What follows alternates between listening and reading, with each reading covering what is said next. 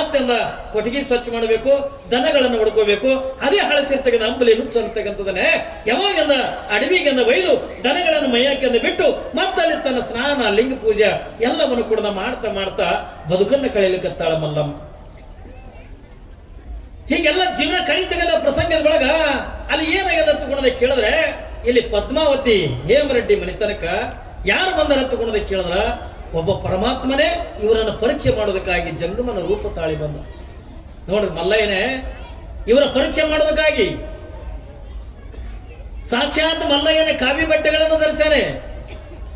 ಏನ್ರಿ ಜಟಾಧಾರಿಯಾಗಿರ್ತಕ್ಕಂಥ, ಏನ್ರಿ ಹಣಿ ಮೇಲದ ವಿಭೂತಿ, ಕೊರಳೊಳಗದ ಇಷ್ಟಲಿಂಗ, ರುದ್ರಾಕ್ಷಿ ಮಾಲೆ, ಕಾಲೊಳಗದ ಕಡಾವಿಗೆ, ಕೈಯೊಳಗದ ಯೋಗದಂಡ, ಒಂದು ಕೈಯೊಳಗದ ಕಮಿಡಿ ತೆಗೆದು ಹಿಡ್ಕೊಂಡು ಯಾವಾಗದ ಸಾಕ್ಷಾತ್ ಮಲ್ಲಯ್ಯನೇ ಏನ್ರಿ ಜಂಗಮನಾಗಿ ಯಾವ ಹೇಮರೆಡ್ಡಿ ಮನೆತನದ ಎದುರಿಗೆ ಬಂದು ನಿಂತು ಗೊತ್ತಾ, ಭಿಕ್ಷಾಂದೇಹಿ ಅಂದ. ಯಾವಾಗದ ಭಿಕ್ಷಾಂತಿ ಎತ್ತುಕೊಂಡ ಮನೆಗಂದ ಎಲ್ಲರೂ ಅದಾರ ಖರೆ, ಯಾರು ಇವನ ಕಡೆ ತಿರುಗಿ ನೋಡ್ಲಿಲ್ಲ. ಏನ್ರಿ ಯಾರು ಇವನ ಕಡೆ ತಿರುಗಿ ನೋಡ್ಲಿಲ್ಲ. ಮತ್ತ ಭಿಕ್ಷಾಂತಿ ಎತ್ತುಕೊಂಡ ಯಾರು ಇವನ ಕಡೆಗೆ ತಿರುಗಿ ನೋಡಿಲ್ಲ. ಅಲ್ಲೇ ಭಾಗದಾಗ ಪದ್ಮಾವತಿ ಕುಂತಾಳೆ, ಹೇಮರೆಡ್ಡಿ ಕುಂತಾಳೆ, ಅವರೆಲ್ಲ ಎಂತ್ವಿ ಸ್ವಸ್ಥರು ಕುಂತಾರ, ನಾದಿದರು ಕುಂತಾರೆ, ಎಲ್ಲರೂ ಕುಂತು ಕುಂತಾರೆ. ಆದ್ರೆ ಯಾರು ಈ ಸ್ವಾಮಿ ಕಡೆಯಿಂದ ಯಾರು ತಿರುಗಿ ನೋಡ್ಲಿಲ್ಲ.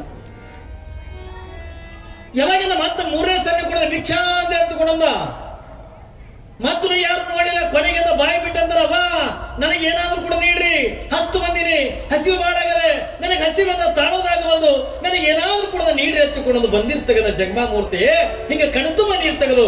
ಮನೆಯಾಗಿರ್ತಕ್ಕಂಥವ್ರಿಗೆ ಕೇಳಿದ್ರ ಪದ್ಮಾವತಿ ಅಂತಾಳೆ, ಸ್ವಾಮಿ ಮುಚ್ಚು ಬಾಯ್ ಅಂದ. ಏನ್ರಿ ಯಾವಾಗಿಂದ ಪದ್ಮಾವತಿ ಅಂತಾಳ, ಸ್ವಾಮಿ ಮುಚ್ಚು ಬಾಯ್. ಯಾಕಂದವ ಯಾಕಂದ ಏನಾಗಿದೆ ನಿನಗೆ, ನಿನಗ್ಯಾಕೆ ನೀಡಬೇಕು ಅಂತಾಳಕ್ಕೆ ಪದ್ಮಾವತಿ. ನಿನಗೆ ಏನಾಗ್ಯದ ದುಡ್ಕೊಂಡು ತಿನ್ನಕ್ಕ? ನೋಡ್ರಿ ಏನಂತಾಳಕ್ಕೆ ಪದ್ಮಾವತಿ, ನಿನ್ನ ಕಾಲು ಚಲೋ ಅದಾವ, ಕೈ ಚಲೋ ಅದಾವ, ಕಣ್ಣು ಚಲೋ ಅದಾವ, ಕಿವಿ ಚಲೋ ಅದಾವ, ಇಷ್ಟೆಲ್ಲ ಸರಿ ಎಲ್ಲ ಕೊಡೋದು ಚಲೋ ಇದ್ದನು. ಮತ್ತು ನನ್ನ ಮನೆಗೆ ಭಿಕ್ಷಾಕ್ ಬಂದಿದೆ, ದುಡ್ಕೊಂಡು ತಿನ್ನಕ್ಕೆ ನಿನಗೆ ಏನಾಗ್ಯದ ತಿಳ್ಕೊಂಡೊಂದು ಬಾಯಿಗೆ ಬಂದಂಗಿಂದ ಬೈಲಕ್ಕತ್ತು. ಇಲ್ಲವಾ, ನನಗೆ ಭಗವಂತ ಕೊಟ್ಟಿದ್ದ ಒಳಗೆ ನಾವು ಬೇಡ್ಕೊಂಡೇ ತಿನ್ಬೇಕು, ಹೌದಲ್ರಿ? ಇಲ್ಲಿ ಸಾಕ್ಷಾತ್ ಪರಮಾತ್ಮನೇ ಬಂದಾನ.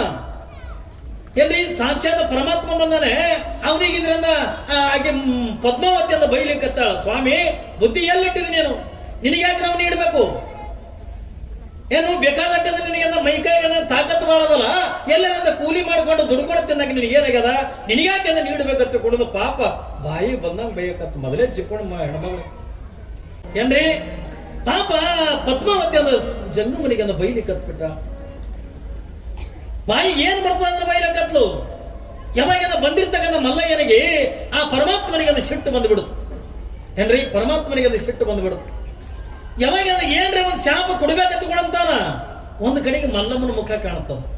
ಏನ್ರಿ ಇವ್ರು ಮಾಡ್ತಕ್ಕಂಥ ನೋಡಿದ್ರ, ಇವ್ರ ಮನೆಗೆ ಇರ್ತಕ್ಕಂಥ ಪದ್ಧತಿ ನೋಡಿದ್ರ, ನಾ ಅದಕ್ಕಾಗಿ ಹೇಳ್ತೇನೆ ನಿಮಗ, ನಿಮ್ಮ ಮನೆತನಕ್ಕೆ ಯಾರೇ ಬರಲಿ, ಏನ್ರಿ ಇಲ್ಲಿ ಸಿಂದಗಿ ಪಟ್ಟಣದವ್ರಿಗಾಗ್ಲಿ ಎಲ್ಲ ಜನರಿಗೆ ನಾ ಏನ್ ಹೇಳೋದು ತಗೊಂಡು ಕೇಳಿದ್ರ, ನಿಮ್ಮ ಮನೆಗೂ ಕೂಡ ಯಾರಾದ್ರೂ ಭಿಕ್ಷುಕರು ಬಂದ್ರ, ಯಾರೇ ಜಂಗಮರು ಬಂದ್ರ ಏಸ್ ಕಾಲಕ್ಕೂ ಕೂಡ ಹಂಗೆ ಕಳ್ಸಕ್ ಹೋಗ್ಬಾರ್ದು. ನಿಮ್ಮ ಮನೆಗೆ ಏನು ಇರ್ಲಿಲ್ಲ ಅಂದ್ರೂ ಪರವಾಗಿಲ್ಲ, ಬರೇ ಒಂದು ರೊಟ್ಟಿ ಇತ್ತು ಅಂತಂದ್ರ ಅದ್ರಾಗ ಒಂದು ಗಿರ್ದಾರ್ ರೊಟ್ಟಿಯಾರೆ ಆ ಬಂದಿರ್ತಕ್ಕಂಥವ್ರು ನೀಡ್ರಿ. ಬಂದವರು ಯಾರು ಹೊತ್ತು ನಿಮ್ಗೆ ಗೊತ್ತಿಲ್ಲ. ನಾ ಹೇಳಿನಲ್ಲಿ ಮಗ, ಏನ್ರಿ ಇವತ್ತು ಇಲ್ಲಿ ಲಕ್ಷ್ಮೀ ಜಾತ್ರೆ ಅದ, ಇಟ್ಟು ಚಂದಂದ ಪ್ರವಚನ ನಡೆದದ, ನೀವೆಲ್ಲರೂ ಕೂಡ ಇಟ್ಟು ಚೆನ್ನಾಗದ ಕೂಡಿರಿ. ಇದ್ರೊಳಗೆ ಯಾವುದೋ ಒಂದು ರೂಪದೊಳಗೆ ಸಾಕ್ಷಾತ್ ಏನ್ರಿ ಗುಡಿಯಾಗಿರ್ತಕ್ಕಂಥ ಮಹಾಲಕ್ಷ್ಮನೇ ಯಾವ್ದೋ ಒಂದು ರೂಪದೊಳಗೆ ಬಂದು ನಿಮ್ಮನ್ನೆಲ್ಲ ನೋಡ್ಕೋತಿ ಅಂತ ನಿಂತಾಳ.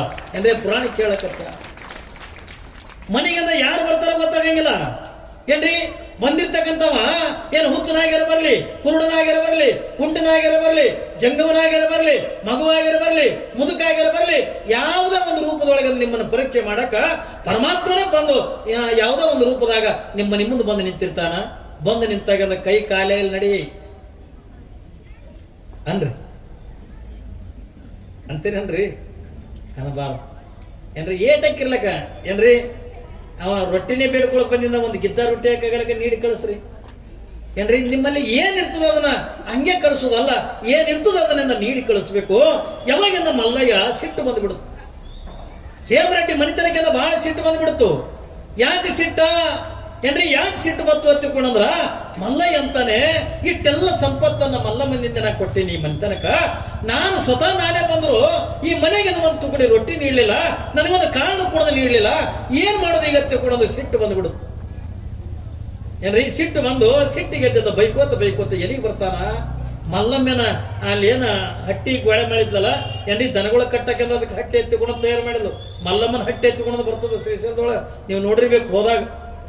ಏನ್ರಿ ಮಲ್ಲಮ್ಮನ ಹಟ್ಟಿ ಎತ್ತಿಕೊಂಡು ಅಂದ್ರೆ ದನಗಳು ಕಟ್ಟಾಕ ಏನ್ರಿ ಮೈಸಿ ಎಲ್ಲ ಆದ ಬಳಿಕಂದ ಏನ್ರಿ ದನಗಳ ನಿಂದ್ರಸಾಕ ಅದಕ್ಕೆ ಮಲ್ಲಮ್ಮನ ಹಟ್ಟಿ ಎತ್ತಿಕೊಂಡು ಇವತ್ತು ಕರೀತಾರ, ಅವತ್ತು ದನಗಳ ಹಟ್ಟಿನೇ ಅದು. ಯಾವಾಗಿಂದ ಮಲ್ಲಮ್ಮ ಈ ಕಡೆಯಿಂದ ಮಧ್ಯಾಹ್ನದಿಂದ ಸ್ನಾನ ಮಾಡ್ಯಾಳ, ಸ್ನಾನ ಮಾಡಿಕೊಂಡು ಹೋಗಿಂದ ಲಿಂಗದಿದ್ರಿಗಿಂದ ಧ್ಯಾನ ಮಾಡ್ಕೋತ ಕುಂತಾಳ. ಕುಂದುರದ ಒಳಗಿಂದ ಈ ಜಂಗಮಾಮೂರ್ತಿ ಬೈಕೋತಕಿನ ಗುಡಿಸಲು ಕಣ್ಣೆ ಬಂದ.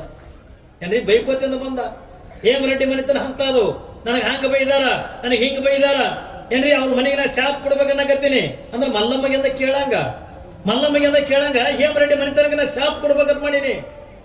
ಯಾವಾಗ ಈ ಹೇಮರೆಡ್ಡಿ ಮನೆತನಕ್ಕೆಂದ ಏನ್ರಿ ಶಾಪ್ ಕೊಡ್ಬೇಕಂತ ಮಾಡೀನಿ ಅಂತನ್ನುವಂತ ನುಡಿ ಯಾವಾಗ ಮಲ್ಲಮ್ಮನ ಕಿವಿಯಾಗಿ ಬಿತ್ತು, ಕ್ಷಣ ಮಾತ್ರದೊಳಗೆ ಗುಡಿಯಾಗಿಂದ ಎದ್ದು ಓಡಿ ಬಂದು ನೋಡ್ತಾಳ, ಸಾಕ್ಷಾತ್ ಪರಮಾತ್ಮನೇ ನಿಂತಾನೆ ಎದ್ರಿ. ಏನ್ರಿ ಮಲ್ಲಯ್ಯನೇ ನಿಂತಾನೆ, ಜಂಗಮಾಮೂರ್ತಿ ನಿಂತಾನೆ. ಹೋಗಿ ಅಂದ ಮಲ್ಲಮ್ಮ ಅವನಿಗೆ ಉದ್ದಕ್ಕೆ ಸಾಷ್ಟಾಂಗ ಹಾಕಿ ನಮಸ್ಕಾರ ಮಾಡಿ, ಯಪ್ಪ ಈಗ ಅವ್ರು ಏನಾಗ ತಪ್ಪು ಮಾಡಲ್ರಕ್ಕ, ಆ ಮನೆತನಕ್ಕೆಂದ ಶಾಪ್ ಕೊಡಬೇಡ, ಆ ಮನೆತನಕ್ಕೆಂದ ಶಾಪ್ ಕೊಡಬೇಡ ಹತ್ತುಕೋಣ. ಅವಾಗ ಬಂದಿರ್ತಕ್ಕಂಥ ಜಂಗಮಾಮೂರ್ತಿ ಅಂತಾನೆ, ಮಲ್ಲಮ್ಮ ಹೆಂಗೆ ಶಾಪ್ ಕೊಡಬಾರ್ದು, ನನಗೆ ಹಸಿವಂದ್ರೆ ಹಸಿವಾಗದೆ ಹೋಗ್ಯದ ಅವ್ರ ಮನೆ ಮುಂದೆ ಭಿಕ್ಷಾಂತಿ ಎತ್ತಿಕೊಂಡ್ರ ನನಗೆ ದುಡಿಲಕ್ಕೆ ನೀನು ತಾಕತ್ತದ, ದುಡ್ಕೊಂಡೆ ಆಗಿ ತಿನ್ನಬಾರ್ದು, ನನಗೆ ಏನು ಬಾಯಿ ಏನು ಬರ್ತದಲ್ಲ ಅದನ್ನ ಎಲ್ಲವನ್ನು ಕುಡ್ದು ಬೈದು ಬಿಟ್ಟಾಳ. ಅದಕ್ಕೆ ನಾವು ಮ್ಯಾಗಂದ ಸಿಟ್ಟಾದ ಆ ಮನೆತನಕ ನಾ ಶಾಪ್ ಕೊಡ್ತೀನಿ ಎತ್ತಿಕೊಂಡು ಅವ ಬಂದಿರ್ತಕ್ಕಂಥ ಜಂಗಮಾಮೂರ್ತಿ ಅಂತ.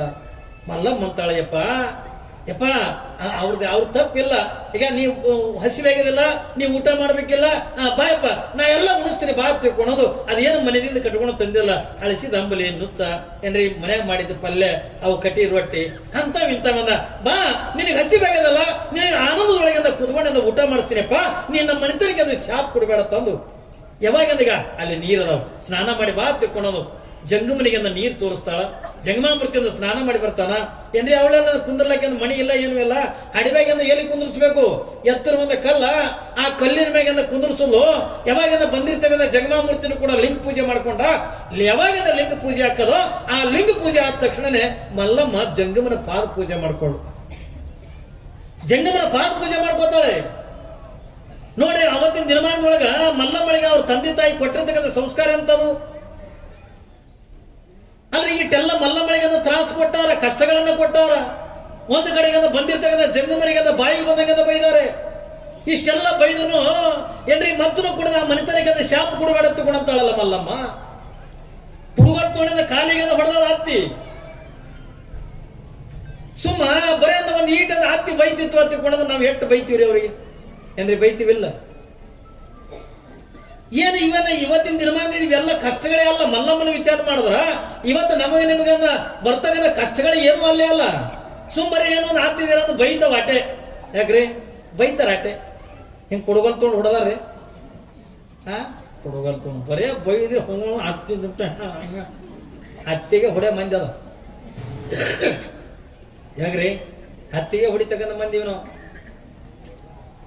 ಆದ್ರೆ ಅದು ಅಲ್ಲ, ಮಲ್ಲಮ್ಮಗ ನೋಡ್ರಿ ಕುಡುಗೋಲು ತಗೊಂಡ ಬಡದು ಏನ್ರಿ ಅವಳನ್ನ ದನಗಳನ್ನ ಮೈಸಕ್ಕಂತ ಅಡವಿಗೆಂದ ಕಳಿಸಿ ಇಷ್ಟೆಲ್ಲ ಇಡೀ ರಾತ್ರಿ ಆಗವರೆಗೂ ಕೂಡ ಒಂಚೇನೊಂದು ಜ್ವಾಳ ಅಂತ ಬೀಸಿ ಇಷ್ಟೆಲ್ಲ ಕಷ್ಟಗಳನ್ನು ಕೊಟ್ಟಿರ್ತಕ್ಕಂಥ ಪದ್ಮಾವತಿಗೆ ಯಾವಾಗ ಪರಮಾತ್ಮ ಬಂದು ಆ ಮನೆತನಕ್ಕೆ ಶಾಪ್ ಕೊಡ್ತೀನಿ ಎತ್ತಿಕೊಂಡ್ರ, ಯಪ್ಪ ನನ್ನ ಮನೆತನಕ್ಕೆ ಶಾಪ್ ಕೊಡಬೇಡ, ಹೇಮರೆಡ್ಡಿ ಮನೆತನಕ್ಕೆ ಶಾಪ್ ಕೊಡಬೇಡ, ನಿನಗೆ ಹಸಿವಾಗದಲ್ಲ, ಈಗ ನಾವು ಊಟ ಮಾಡ್ತೀನಿ, ಬಾಯಪ್ಪ ಎತ್ತಿಕೊಂಡು ಯಾವಾಗಿಂದ ಪಾದ ಪೂಜೆ ಮಾಡ್ಕೊತಾಳ ಮಲ್ಲಮ್ಮ ಎದ್ರಿ ಕೂತ್ಕೊಂಡು.